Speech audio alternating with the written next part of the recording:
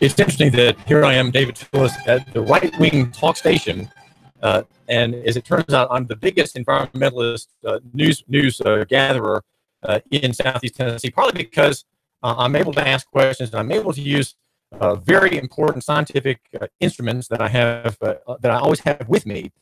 Those are called my eyeballs. These are the means of observation, observation being the leading form of science.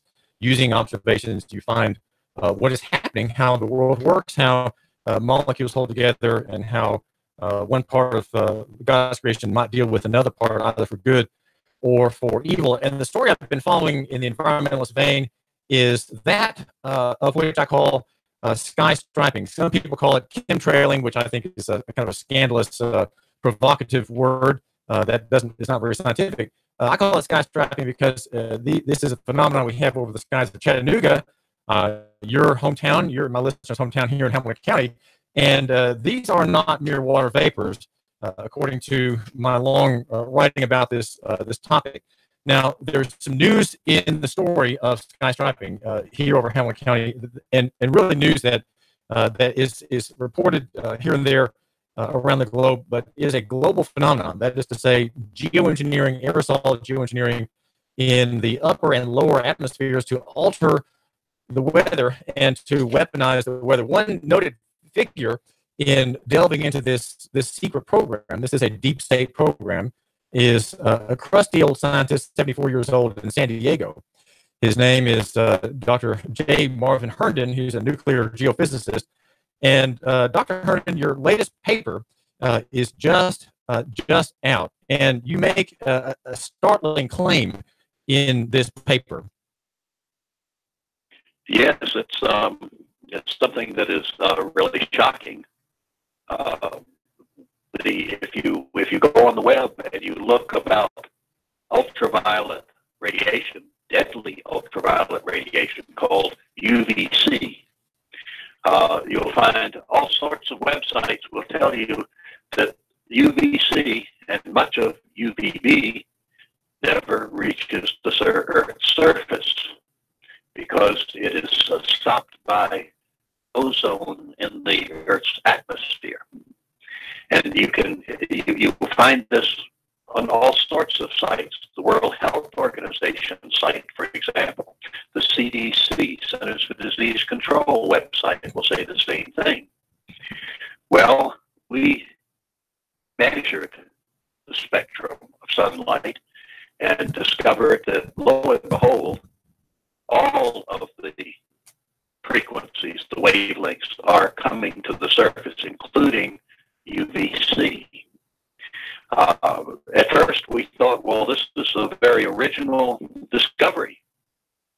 And then we started looking deeply into the literature, and lo and behold, we found out that in 2007, a group of NASA scientists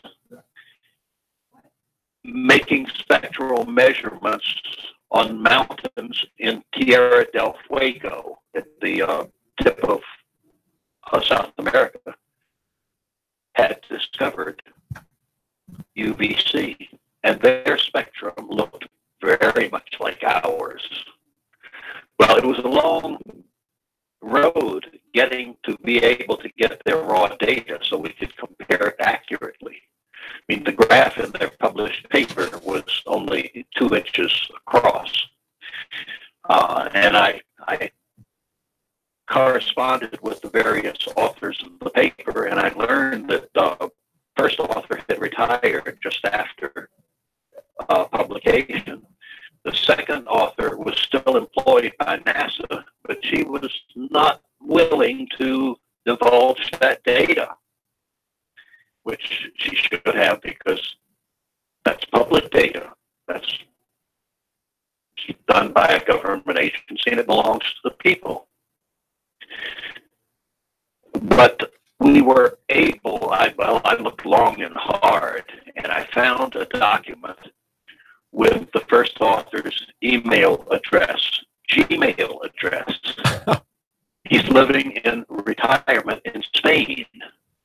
So I sent him the information we had, and he very graciously provided the raw data, which shows our results are virtually identical. I mean, this is amazing. And what this means is that UVC and virtually all of the UVB is reaching the Earth's surface. Now, we didn't make our measurements on a mountaintop. We measured them at maybe 140 feet, maybe 200 feet above sea level. But why? The question then becomes, why was NASA silent about those results? See, in science, when you discover something that runs contradictory to what people think, I mean, this is demands that you verify that beyond a shadow of a doubt. You especially if it's something that harms people or harms the environment. And NASA did nothing. They remained silent. And so this tells you something very serious about our so-called premier space agency. It begs the question, is NASA a willing party to the deception that goes on with polluting our atmosphere? Well, you talking what are you talking, Dr. Herndon, about we're talking our about atmosphere? sky stripes. Okay. Well, sky stripes, to refer to it. Go on. Well, there's been a host of disinformation about this subject. The people are told that they're jet contrails, ice crystals from water vapor and the exhaust of jets. All of these stories that are not true, these are fine particles of matter sprayed into the atmosphere. And when I became concerned about it, I started trying to find a way to determine what this stuff is. Now, people had been measuring rainwater, and so only a few elements they didn't know what to ask for in the analysis: aluminum, barium, strontium, usually. And I realized that what they were spraying out there was something that was allowed water to extract those elements. Now, there's a whole body of literature about the extraction of elements from one of the major waste products of coal burning. It's called coal fly ash that is formed above the burner in very fine, tiny particles. And in Western nations, there's mandates that this stuff be trapped and sequestered because it's so toxic. Well, it turns out that the elements that are extracted in the laboratory from this stuff occur in virtually the same proportion as those elements in rainwater, which is very, very good evidence that what they are spraying is toxic coal fly ash. It's a waste product. It's cheap. It forms in virtually the same tiny size that they need to spray so it doesn't immediately fall to earth. I mean, it's wonderful for that kind of spraying, except that it poisons virtually everything, including people, including plants. And so this is what I had been working on for a number of years, and then we discovered the UVC reaching Earth's surface. And I realized that coal fly ash contains fluorine, bromine, iodine, fluorine, and nanoparticles, all of which can consume ozone. ozone is continuously formed to the upper atmosphere. It's thought by collisions from whether it's cosmic rays or solar energy.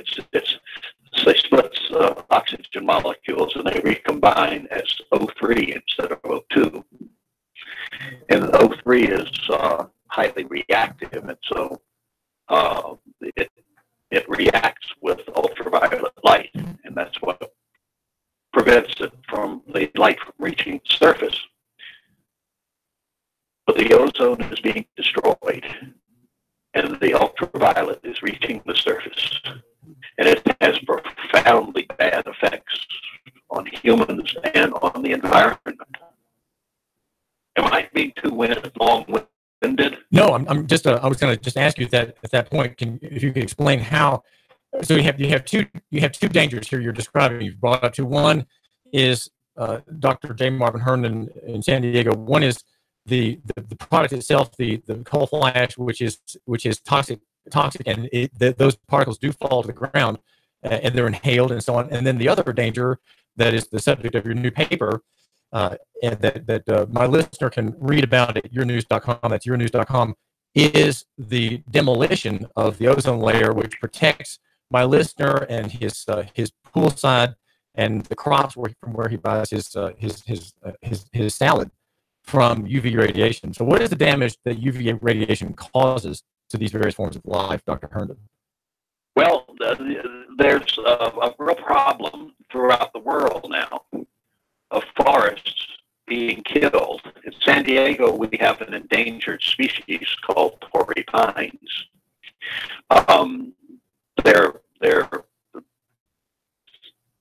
plants, trees all over the world that are suffering. And the reason they're suffering is because the ultraviolet damages DNA is what it does. And it can damage the plants in various ways. And when a plant is damaged, it's like a human. The plant's immune system becomes no longer effective, and then the fungus can attack it, and the beetles can attack it. And so this is the first step on the demise of plants. Coral. You hear a lot about coral reefs dying. Experimental evidence has shown that UVC kills coral. It kills and it bleaches coral. Phytoplankton, the little teeny plants in the surface areas of the ocean that account for converting at least 70% of the CO2, carbon dioxide, into oxygen. Phytoplankton is killed by UVC and UVB. Obviously, it does bad things to humans. For example, skin cancer. It damages the corneas of the eye. This is bad stuff, and it's particularly bad for insects. Insect populations in recent years have declined by huge amount, and a good reason. Well, there's really a couple of reasons here. One is they're being poisoned by the stuff that's being sprayed, but even more significantly, UVC goes right through their exoskeleton, right through the chitin that's their case that holds their body together, and damages DNA.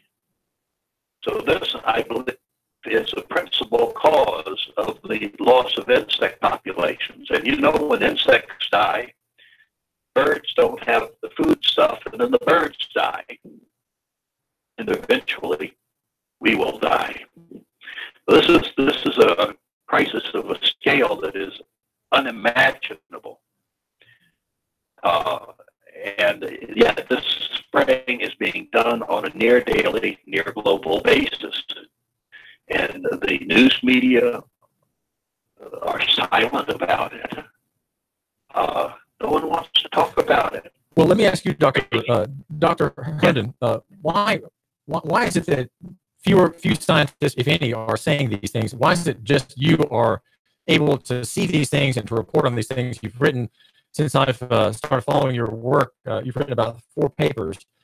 Why just one voice? How come other scientists don't join in? You do have colleagues in this latest paper, as you've had with one or two of the other ones, Dr. Mark Whiteside, who is from the Florida Department of Health and a physician, and then you have a collaborator with your TransDigm Corporation, Raymond Hoisington of IRA Spectrometrics, involved in this most recent study. Why are there not more?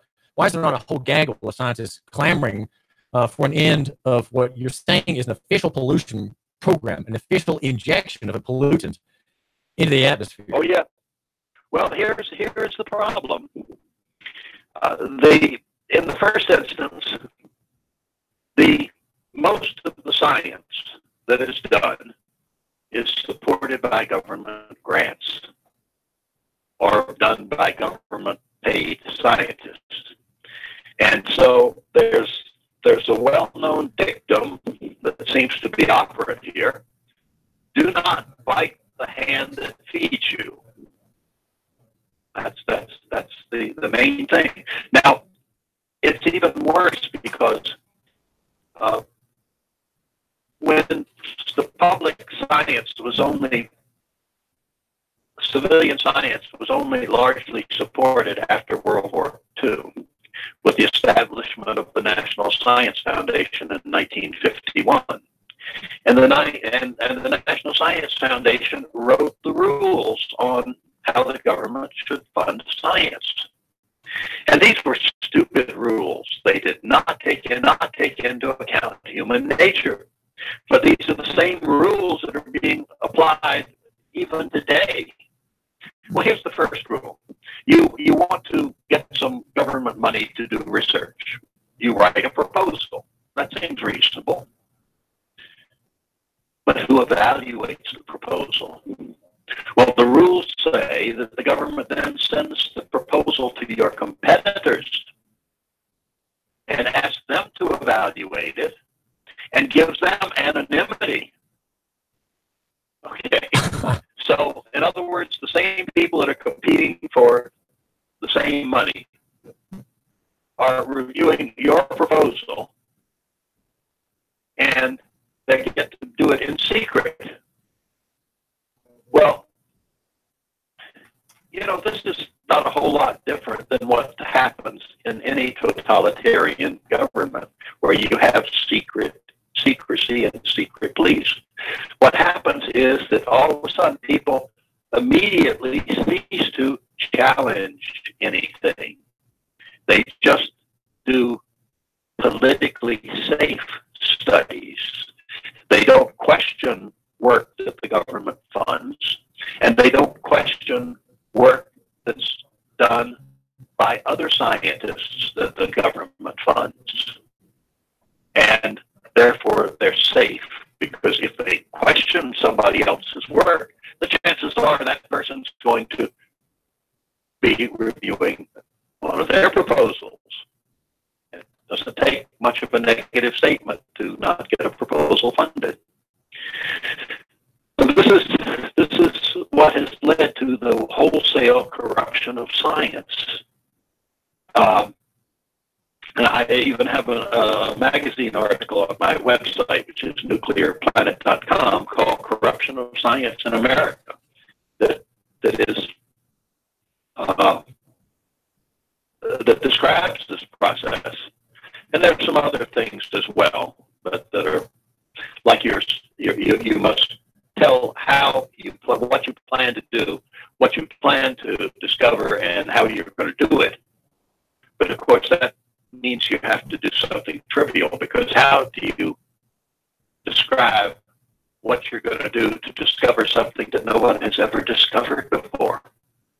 So it leads to trivial science. And this has been going on, since the 1950s.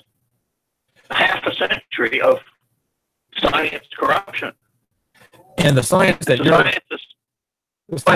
ahead. Well, the scientists, this is decide to do otherwise.